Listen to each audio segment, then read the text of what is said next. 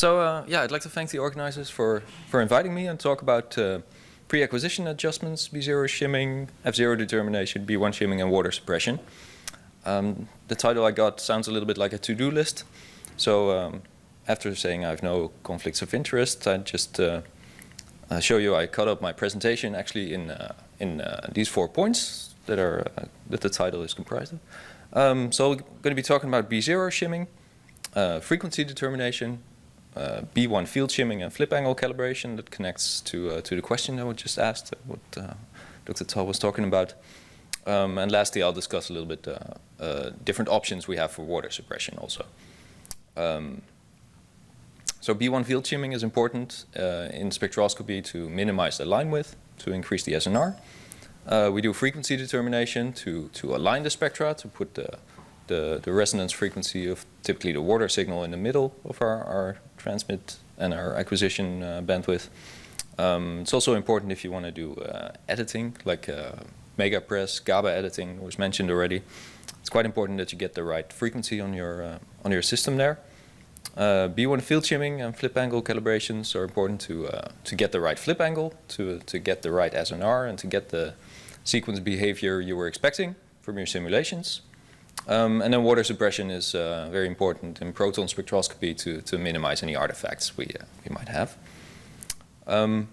These prep phases are very important actually, I think, because variation in those directly leads to variation in the quality of the data that we have, and differences in quality of the data over time between subjects and between locations you're studying, of course, leads to unwanted variation in your data. So I think it's quite important to try and put in effort and to get at least a reproducible data quality. And these preparation steps are quite important for that in spectroscopy.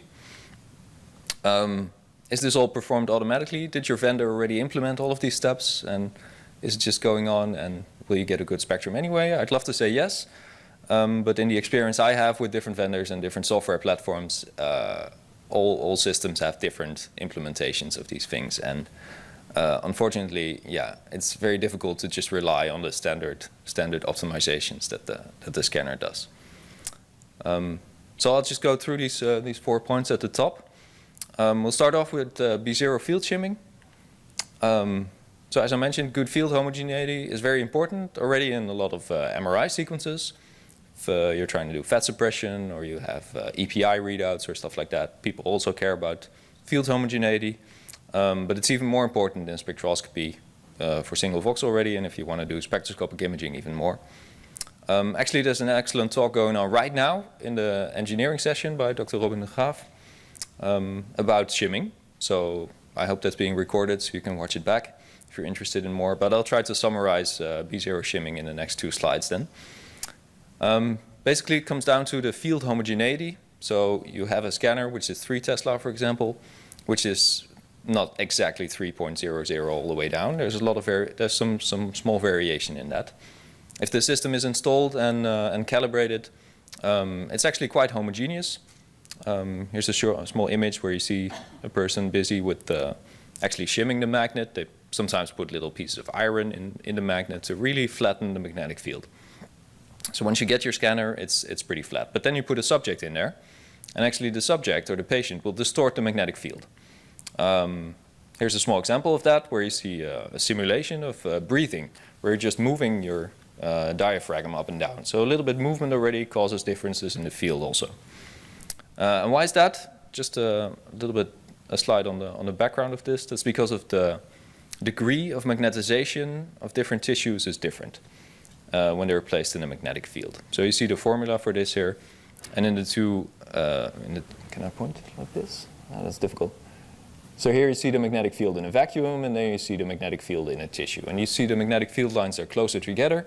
So apparently in this tissue here, the magnetic field is a little bit higher than in vacuum. That's okay, but now if you start mixing different tissues, that looks a little bit like this. And you can have, I don't know, a water bottle, for example, in air. Then the magnetic field inside will be very different, and also on the edges it will be distorted. The thing is that this magnetic susceptibility that's causing this is different for different tissues. Water is diamagnetic, air is paramagnetic. So those two behave differently. So on water-air interfaces, like we have a lot in our body, of course, you get these kind of B0 field inhomogeneities. And then there's parts, or there's materials that respond much more even. Like iron and nickel, for example, they have a very high magnetic susceptibility. So these tissues will, or if you have iron or something in a tissue, there's some nuclei in the brain which could have some more iron content, for example, you get these effects as well. So how does that look like then in a head? Here you see an image of a head before doing anything. You can see that there's a lot of variation in the magnetic field. So this is caused by the difference with the water tissue and the air boundaries around it. So the process of B0 field shimming is then to compensate for these differences. So you can see here where an example where you have a voxel there. And if we compensate the magnetic field in some way, you can see that it becomes much more homogeneous and we get a better spectrum out of this. So B0 field shimming is the preparation step where you try to reduce these background variations.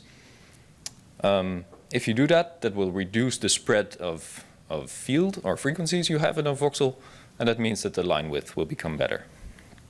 And the SNR increases. So it looks like this a little bit in the spectrum. You can see on the top we didn't do any shimming yet, and the peaks are quite broad and low. If you do some shimming, you make the magnetic field homogeneous.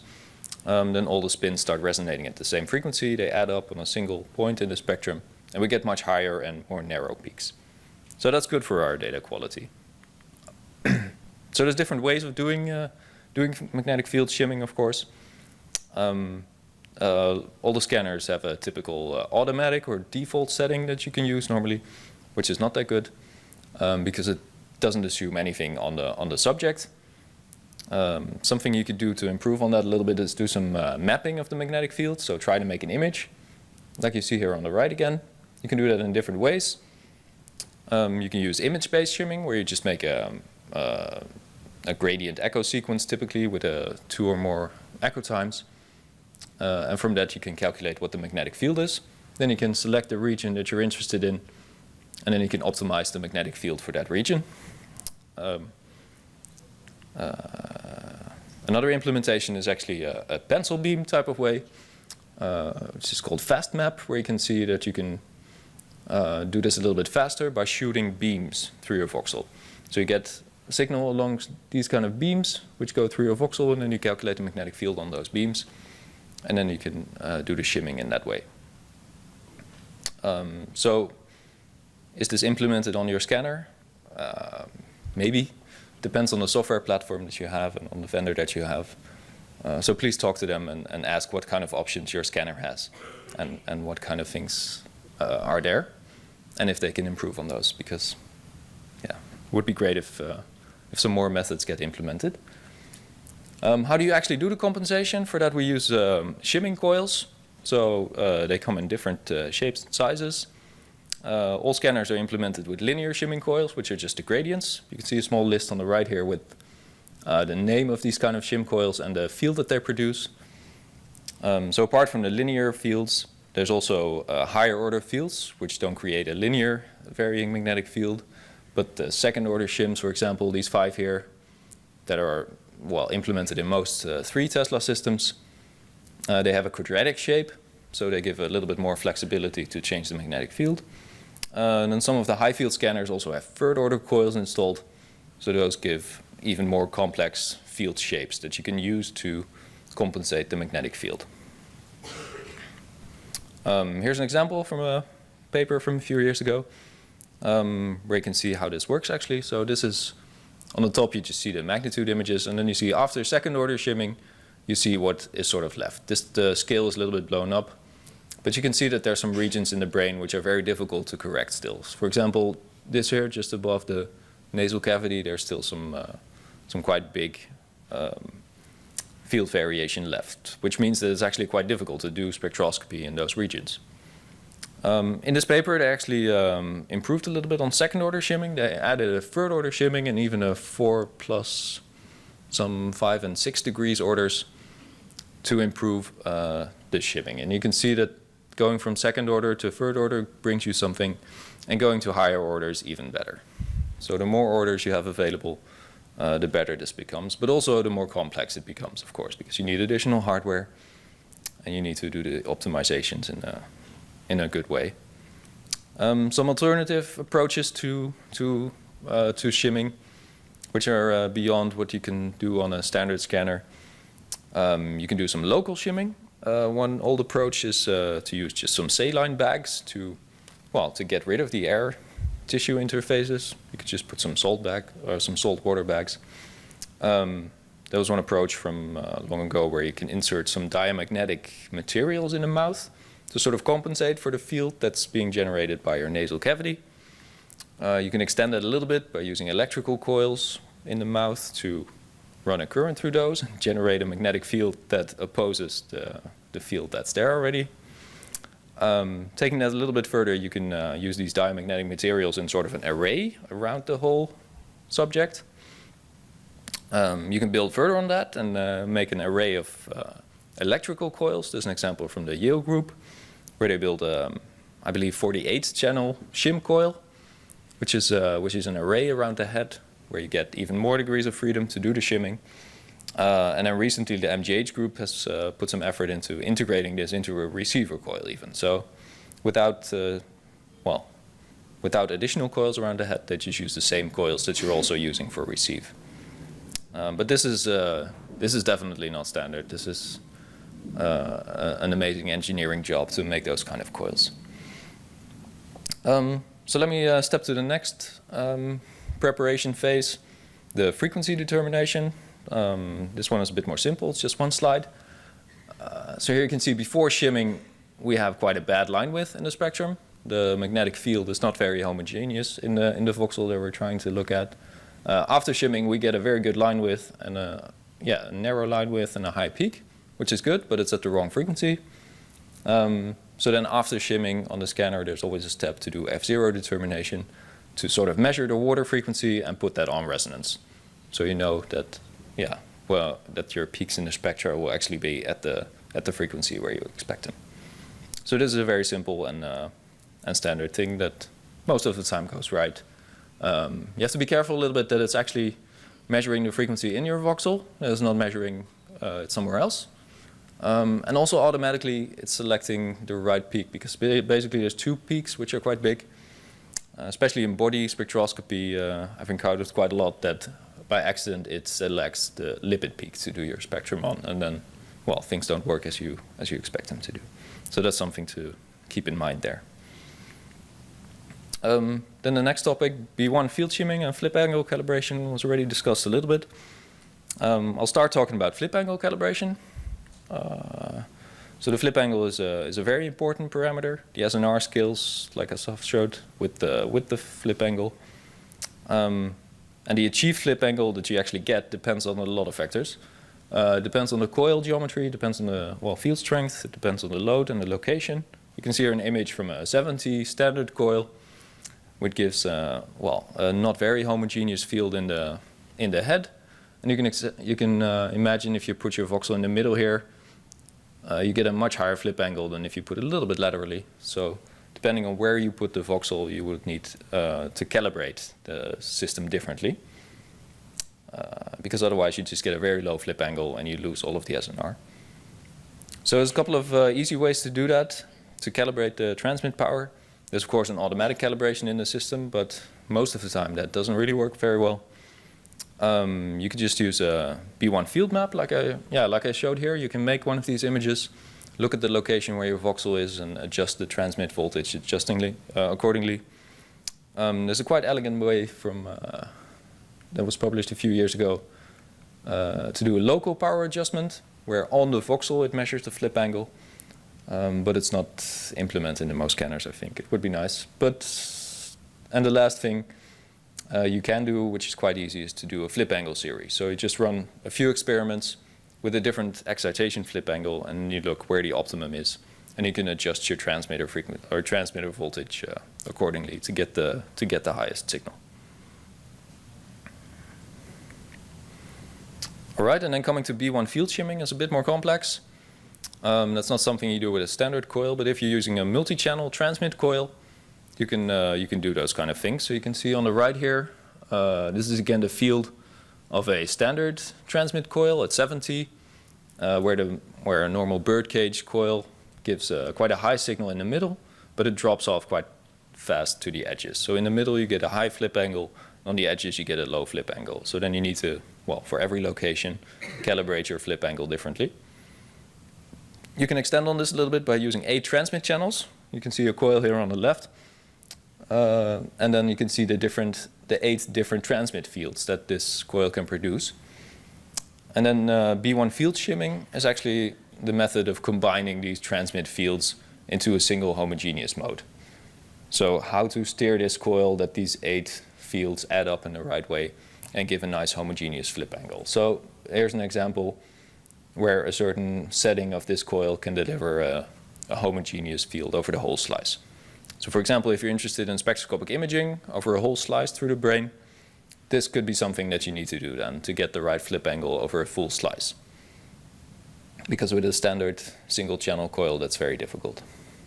With these coils, you get a little bit extra degrees of freedom also. So you can set these 8 coils also in a different mode. For example, this is one example where we did a cancellation in the middle. So you only excite the edge of the brain here. That doesn't sound very good, but you can actually use this for lipid suppression. So by setting the coil up in this way, you can suppress the lipids on the skull, and then you switch to the other mode to do the spectroscopy. So this is sort of a different way of doing lipid suppression that we showed here. Then I come to the last part, water suppression. So the water signal that we get in the spectra is much, much higher than the metabolites we're interested in. It's typically, well, at least a factor 1,000 higher than the metabolite signals. So in proton spectroscopy, we have to reduce this very big water peak to be able to see the resonances in the spectrum. So why do we actually need to do that? Because they are at different frequencies. You could be able to pick them up from the difference in frequencies.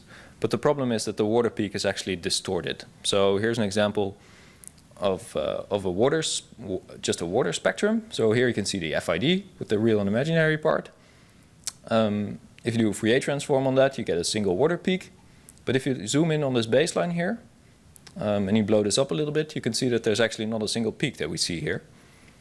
We know that water just has a single resonance, so these are actually not different resonances, but these are side bands caused by instabilities in the system, by oscillations of the gradient coil and by mechanical vibrations in the system. They cause the magnetic field not to be exactly stable, but varies a little bit over time. You can also see that in the phase of the signal here. This is not just a single phase, but there's some oscillations going on here, which slowly die out. So those cause actually not the water signal not to have a single frequency, but to have some additional side peaks. So those would, yeah, these completely obscure any of the metabolites that we would like to see here. Here's an example on a phantom where you can see the difference by doing with and without water suppression. And you can see on the top here, without water suppression, you just get a lot of extra resonances here. So this peak, for example, doesn't exist. This is just an artifact from the water peak. So this shows that it's always very important to do good water suppression. And yeah, well, in the last few slides, I would show you a few different techniques to doing water suppression. This is a basic spectroscopy sequence consisting of an excitation and a refocusing and an echo. And water suppression is typically performed just before the excitation in a couple of preparation pulses. And the goal of this is to minimize the longitudinal magnetization of the water to reduce the signal of it. So we have a few preparation pulses that try to suppress the Z magnetization of the water and do not touch the metabolites. And then right after, we can read out the signal without any water signal there. So one example, an easy example, is to do an inversion recovery, where you just give an inversion pulse, you wait a little bit, and then you look at the spectrum.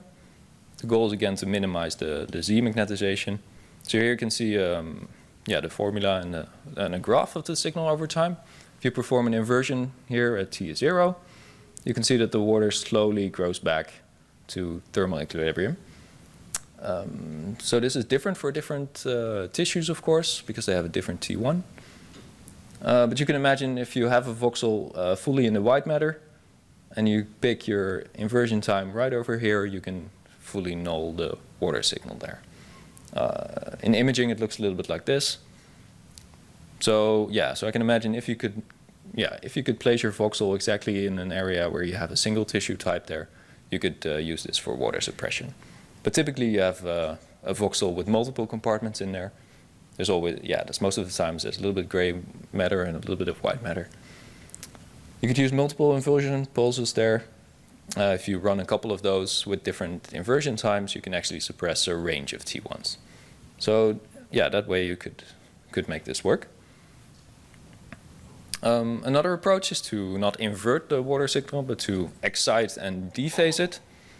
This is a chess sequence or a wet sequence. Here you can see the basic sequence element here. This is just an RF pulse, which is, well, almost 90 degree most of the time, or at least trying to be 90 degree, followed by a dephasing gradient. So right after this, you excite the water signal, you dephase it, and then you lose most of the magnetization from the water. In a spectrum that looks like this, you can see the frequency axis. The water is resonating here in the middle if you did your frequency optimization correctly. And the metabolites are here on the side. So this pulse would saturate or excite the middle part here around water and dephase that signal. So the MZ magnetization is reduced by a lot. You can see it's not really perfect because this pulse was not 90 degrees. It was a little bit too much. So you see it overtips a little bit here on the water signal, but also, there's sort of a bandwidth to this pulse. So on the different frequency points, it responds slightly different. But there's a trick you can do. You can actually repeat this. If you do 2 or 3 or 4 times, it becomes quite a lot better. So a basic water suppression sequence that's used a lot could be 3 or 4 of these excitation pulses with slightly different flip angles to minimize the water signal. An extension of this is the vapor sequence, which has been developed by Vincent already almost 20 years ago, I see now. So that's been there for quite a while. Still not implemented by most of the vendors, so it'd be great if they would pick that up. But this one is consisted of a train of different pulses, different excitation pulses that flip the magnetization around quite a lot. It starts off with an excitation, and you can see that for different B1 values here in your voxel, the signal behaves very differently after a single excitation pulse, like we've seen before already. But you can see with the second one, you can repair that a little bit. The third one even better, and then at the end of the train, actually, you have a very small water contribution. And it doesn't really matter what the transmit calibration was too much. It's quite robust to a range of B1 values, actually, and it suppresses the water signal very, very efficiently. So this is a nice sequence, and I would recommend to use this one in any proton spectroscopy sequence. So let me just conclude with that. I hope I've shown you a couple of pre-scan adjustments that can boost your data quality. And more importantly, I'll also take away the variation that you have from person to person and from day to day. After doing your prep phases, you should have a good data quality and also a stable data quality. I think that's very important. I've shown you B0 field shimming, what we use to minimize the line width, increase the SNR. There's the frequency determination, which is next to align the spectra, which is important to have the water signal in the middle to do water suppression on, and also if you do editing, it's very important to have your editing pulses at the right frequency there. Then B1 field shimming and flip angle calibration is important again to get your flip angles that you're expecting from your sequence and to get the behavior that you want to have. And water suppression is something we do for proton spectroscopy to minimize any of these sideband artifacts. I would recommend you to check all of these preparation results while they're going on, see what's going on, see if you can get some feedback from your system, what the result is of the shimming or what the result is of the frequency adjustment to see that you actually will get a good quality spectrum before you start your spectroscopy experiment. And that was the end of my presentation. So I'd like to thank you for your attention. And if there's any questions, feel free to ask.